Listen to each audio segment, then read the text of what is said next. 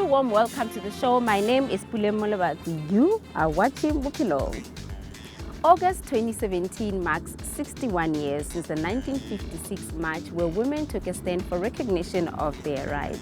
Now here on Bophelong, we commemorate Women's Month by profiling 3 successful female farmers. Today, I'm in the Free State in Senegal to spend some time with a young, successful farmer. I'm here to meet Nono Sukhoto, who will be taking us through her story of success, trials and tribulations, and how she was able to earn her stripes in livestock farming. So come with me, let's go spend some time with Nono.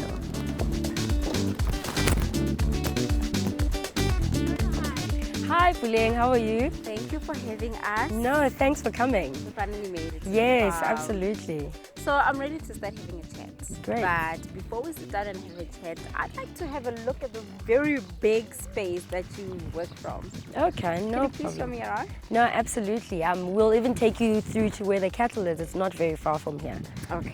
Okay. Cool. We have 2,000 hectares of land, which is where the farm is situated. We have about 700 of it is arable, where we plant sunflower and maize. And then we've also got an apple orchard. It's quite small, about 4 hectares.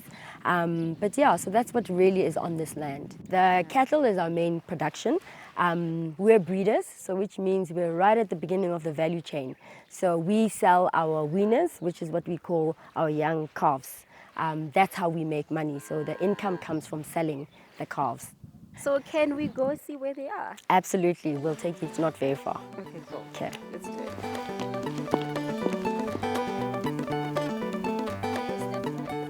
And here you can actually see it's the nursing camp. So we separate them according to either their ages or depending on where they are in the process. So these ones you can see it's mothers and babies. So it's the nursing camp. So it's interesting because cattle are quite social beings. So it's very important to kind of make sure that they are in the same type of, so like for instance, the teenagers with teenagers, the mommies with mommies. You know, it's the same kind of elements, and that's how we separate them. That also helps us to put them in different groups. Some of them will be pregnant, some will be giving birth, or some will be resting. That helps us to actually control our cash flow, so which means we can sell at different times of the year. Where do you fit into all of this? Because I can already tell you're not very hands-on with animals. The actual feeding and what do you do here? Okay, so my role is more of a managerial role. My background is in finance, and that's where I come from. So that's how I started. So at first it was about understanding the finances. But what's nice about finances is that they affect all businesses. So it allowed me to understand the business properly so that I can be able to put together budgets, understand why we're spending money, and also how to reduce costs. So that was really where we started. The other thing that's important is the fact that I am management. So in terms of management, it's really about looking at the overall business and how you look after the entities, the different entities that make up the business. So Nono, you've been farming for more than 5 years now. What did you say are the challenges of being a young female farmer? I think it's really about one, getting into it and understanding it. You know, for me, the challenge was you really need to start from scratch. You know, starting from scratch. Well, when I'd already built a career, a 7-year career, that was one challenge. But over the years, I've realized, you know, it was actually worthwhile to start from the beginning because now I know quite a lot. Another challenge as a young female farmer is the fact that there's not a lot of us. So the experiences that you have, it's almost like I can't really share with anybody else. But over the years, I've actually been able to get in touch with a lot of other female farmers. You'll be surprised how many there are. Yeah. But in general, the challenges are more about running the actual farm itself. And that's with regards to getting support for being able to get a successful commercial business. That for me has probably been the biggest challenge. And I'm talking about accessing finance, accessing markets and skills and the like. So no, I mean, for you to be where you are today, it must have taken a little bit of experience. And that experience came from your parents because they've always been in farming throughout your childhood. But how did you end up involved? Well, actually, my father only bought the farm almost 10 years ago. Yeah. And Okay, then so you he were a was little more older. involved, yes. Yeah. And he was very involved in it. And so the reason he wanted me to join was because he needed somebody who would be able to take over the business, once he retires. Yeah. And so he asked me to help at some point. I was doing some finances because of my background. And then eventually he decided he could afford me. So he enticed me. He said, listen, I can pay you, come and work with me. And I took a leap of faith and I joined him. What are other projects that you're involved in the agricultural space? So I actually sit on the NEC of African Farmers Association of South Africa, which is AFASA. I sit as the chairperson of AFASA Youth. And in that role, I've been championing quite a few initiatives so that we can start support programs to assist our member farmers. And so it's very interesting because right now I'm putting together a conference for young farmers, which will happen on the 14th and 15th of August. And it's really just a platform that allows young farmers to come and actually speak about their challenges and also understand what support is there for them, and then connect them with stakeholders who can actually support. So, and it's really about working and building relationship with the stakeholders so that in the long term, we can actually build appropriate support that is required for young farmers. So, would you advise young people to venture into farming? And what would be your reason that young people should start looking at being involved into farming and agriculture? I would definitely advise them. For me, I feel if I'd started earlier, I would be very far at the moment. I mean, I didn't even know, about agriculture before I got here. And I guess because we only know about farming, we don't realize that farming is involved with so much. Agriculture has so many opportunities.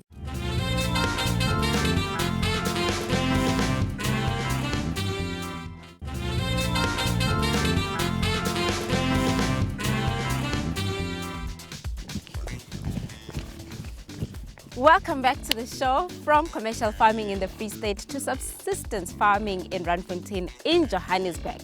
What a trip. Today we're talking about successful farmers. They are successful in their own right.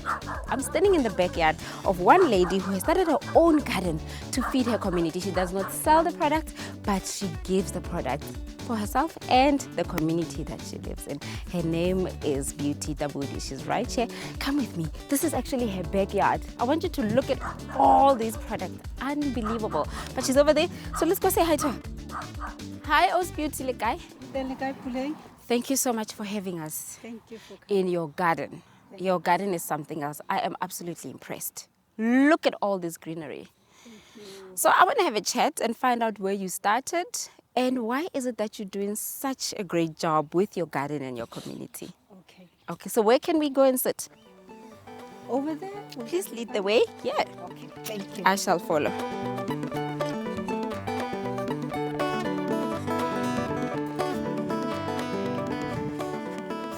Okay, take a chair. It's so peaceful here. So that's quite inspiring, the work that you've done here. But where did it start and how did it go from a very small garden into this big green garden? Earlier in my school days, life was really hard. No food, things like that. So I got to learn to plant from the school gardens. We had school nutrition then. That was operational. So because of the hunger, I then got attracted to the gardens in the school. And then I used them to work there, observe, and just harvest whatever that was there with the help of the teachers. The most important thing for me is poverty. Get people to eat, then at least they can focus on other areas of their life, all other challenges. So basically it's to just relieve poverty and then feed people and then heal people, because it's also about healing. The type of food that we eat now, processed food, is very bad for our health. So with the gardening, then we also have your medicine. Because you don't, if if you eat healthy, there's no need for you to get sick. So basically, it's ending poverty. It's health, both psychological and physical. It's also about it's recreational as well. So can anyone start their own garden? It's possible. It's possible. It's all about attitude and wanting to learn and not giving up. Not giving up, because sometimes, with you don't think big. Think that little bit that you can do, and then it will just, take a life of its own. It will grow. So yes, it's possible. You can do it. You don't need to buy fertilizers, expensive fertilizers. The scraps of food that you eat, you use that for compost. Anything, your eggs, your eggshells, they are food for the plants and things like that. So learn how this is done. Interact with other communities that are doing this. We have a community here. A whole lot of community members that are around this area are migrant workers. And the reason why I'm always experimenting with different crops is that, migrant workers come from different areas. And as a result, they are used to certain types of food. So I then plant the food that they are used to, so that at least they also have access to food, because in a farming environment, they don't earn a lot of money. So going to buy food from the shops tends to be very expensive, and then they have to also pay lodging and stuff like that. So if somebody doesn't have money, they come in and they ask, and then you give.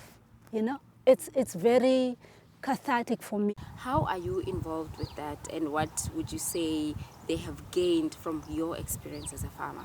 There's an old age home in Mohlakeng that I also supply, because every time there's an overabundance, then I take, and I supply.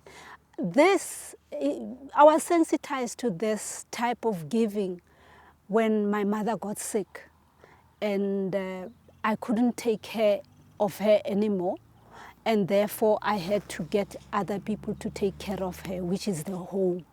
And she thrived, in that home, and I saw that at least, she got support. Then that's when the idea because then I learned, of all the different challenges that they're experiencing, because even with the money that they are the little bit that they're generating has to, spread quite far, and they are not always able to do that. For now, I'd like us to take a little bit of a tour, so you can school me about the types of green stuff that's here.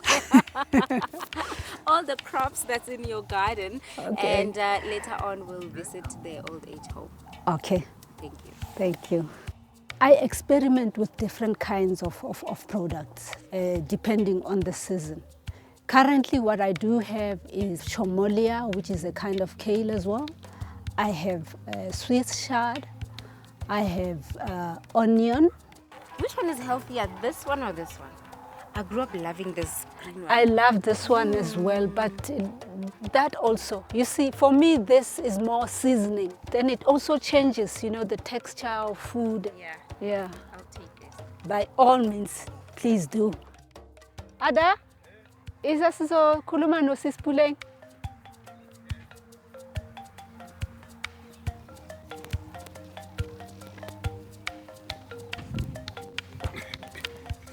Hello. Hello, ma'am. Unjani? Yeah, shabu kunjani, ma'am. Khona. Yebo. So this is the gentleman that you were talking about earlier. Yes, Okay. yes. Fanele sithathe izinto zisize la old age home. So sizocela ukuthi usize. Yeah. Sizothatha Chomolia. yes. Okay. Usize ngayo, so you put sifaka ema plastic bag in, and then we take it to the old age home. Okay.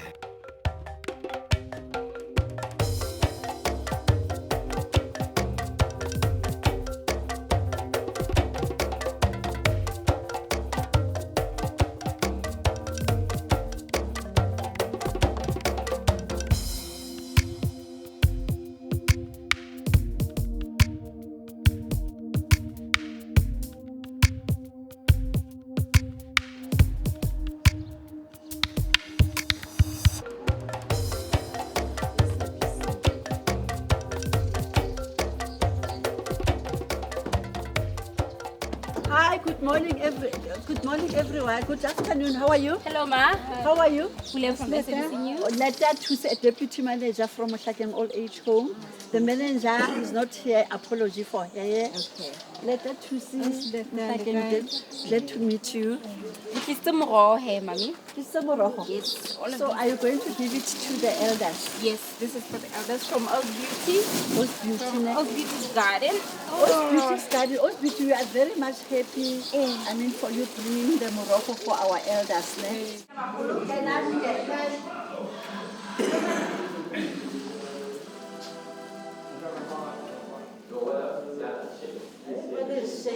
Nna ke tlitse mona ke Old Beauty because ntse ke na le ene gardening ya hae e kgolo na le meroho e mengata.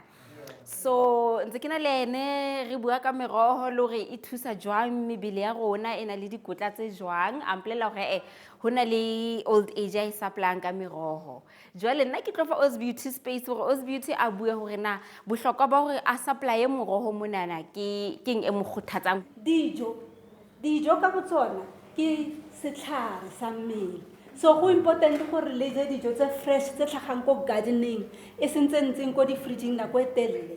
So gore le khone gore le di fitlhele dijo tseo rona ba community le rona o tshwantse re tlise. Siyabulela thina apha. Yeah, Because the first time maybe nabanye bafika apha and then say enjoy everything's nice. Nokutya kumnandi. Nebedi imnandi.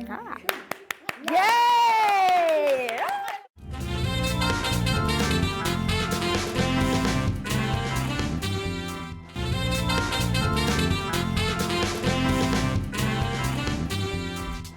Welcome back and thank you for taking this journey with me. We're in our final destination. As you can see, this is a different location altogether. I'm in the south of Randfontein. I'm here to meet yet another female farmer. Now she specializes in olive fruit. She's made all kinds of fruits that you can think about, all kinds of products from an olive fruit. Her name is Hetty Dudoy. She's right inside and I'm about to sit down, chat with her, and if I'm lucky, she might share some of her ingredients and the products with me. So come on, let's go meet her.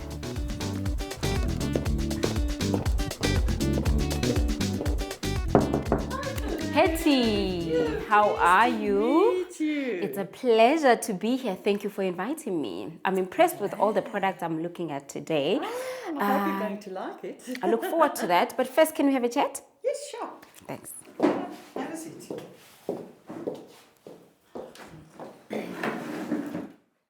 Let me start here. What inspired you to venture into farming? My late husband, he loved farming. So he was more interested in the irrigation, the pesticides, the fertilizers. And I was interested in the food, making all the funny things out of it. And suddenly he passed away after 3.5 years with the olives, and suddenly I had to change, I must know what's going on farm, and for the past 8.5 years I'm doing it and I'm enjoying it. How was that journey when you started? He only farmed for 3 years and 3 months with the olive trees. And it was successful the whole time? Yes, it was young and it was growing and it started bearing fruit, and he passed away 2009, and 2010 it was the worst year of my life. We had a terrible rain, hail, wind, and it completely wiped out my whole crop and some of the trees, and I was crying and crying and crying. Farming is not always that easy. Tell me more about that. What are those challenges that one experiences when they are farming full time? Okay, let's start with the weather. If it's not cold enough, the trees is not flowering. It must be a nice and cold winter, and in summertime, the hail, it's terrible, especially when with the table olives, the oil ones, it's still alright because you can use that to make oil of. For someone who's not completely into farming, which is myself here, take me through the process. At the beginning of October, end of September, it starts flowering and it's a beautiful time. It's turning really from a greenish tree to a soft yellow tree with all the little flowers on it. And November, December, you can see all the fruit on it. And at the end of February, I'm starting harvesting and pressing and bottling and putting the table olives into the brine to, get them ready to make table olives out of it. And I'm using some of the ones that's not, a little bit odd size to make all this nice things in the bottle. And so it's a during the year, it's busy. There's always something to do. So who are the people that you're supplying at the moment? At the moment, I'm supplying restaurants and delis, and then I'm having groups of people right through the year visiting me. Especially the last year, lots and lots came to me and asked, can you help me? I'm going to plant a few trees. Help me, what must I do, what not, what. So, and I'm enjoying the open days when groups are coming to my place and I'm telling them all about olive oil and all the wonderful aspects of it and the health aspects. And yes, I'm enjoying it. It's living my life. So maybe I will also start enjoying olives when we start tasting. Shall we do that? Yes, I think so. Okay, where do we start here? My side. This is a pate with anchovies in it, so you're not allergic to iodine. No, so you're welcome. I've put in anchovies in it, and it's really a fishy taste. With olives, you can have a little salty biscuit and put some on it. Okay, so this is called? Pate. Pate. With anchovies and capers, a little bit of brandy and herbs and olives.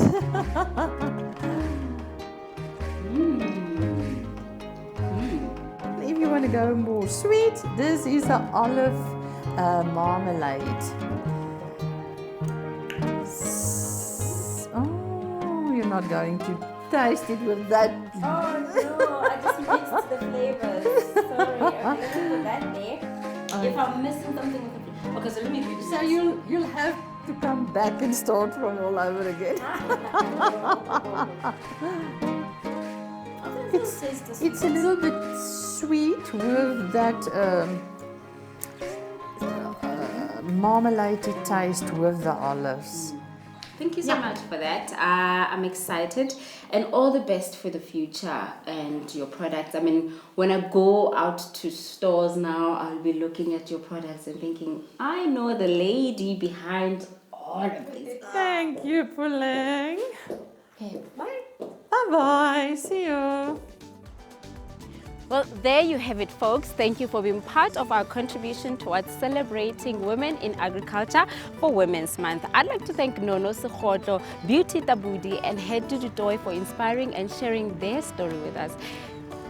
Did you hear that? That's the sound of my ride. So that means it's a goodbye for now. Until next week, let's meet at the SABC headquarters. Bye.